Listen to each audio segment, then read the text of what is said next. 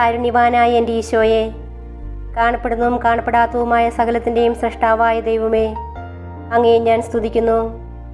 അങ്ങ് ഒരു പുതിയ ദിവസത്തിനായി എന്നെ വിളിച്ചുണർത്തിയിരിക്കുന്നു. എന്നെ കരുതലോടെ ഓർമ്മിച്ച പിതാവേ, അങ്ങേക്ക് നന്ദി പറയുന്നു. എൻ്റെ എല്ലാ പാപങ്ങളും ക്ഷമിക്കണമേ. എൻ്റെ ജീവിതത്തിലെ എല്ലാ കുറവുകളും നീക്കണമേ.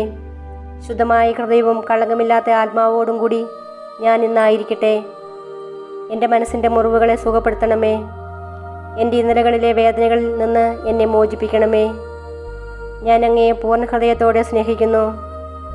അങ്ങയുടെ വിലയേറിയതും വിശുദ്ധമായ രക്തം എപ്പോഴും എനിക്കും എൻ്റെ ഭവനത്തിനും സംരക്ഷണ വലയം തീർക്കട്ടെ.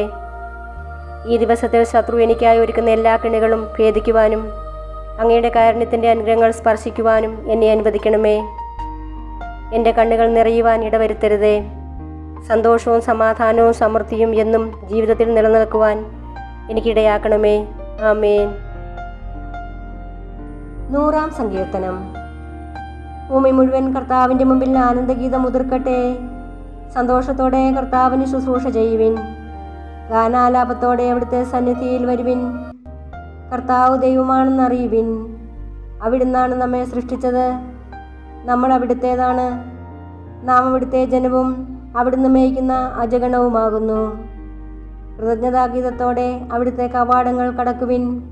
സ്തുതികൾ ആലപിച്ചുകൊണ്ട് അവിടുത്തെ അങ്കണത്തിൽ പ്രവേശിക്കുവിൻ. അവിടുത്തേക്ക് നന്ദി പറയുവിൻ. അവിടുത്തെ നാമം വാഴ്ത്തുവിൻ. കർത്താവ് നല്ലവനാണ്. അവിടുത്തെ കാരുണ്യം ശാശ്വതമാണ്.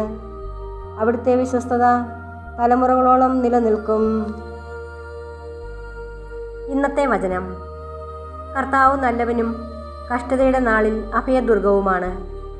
തന്നിൽ ആശ്രയിക്കുന്നവരെ അവിടുന്ന് അറിയുന്നു. നാഹും 1:7.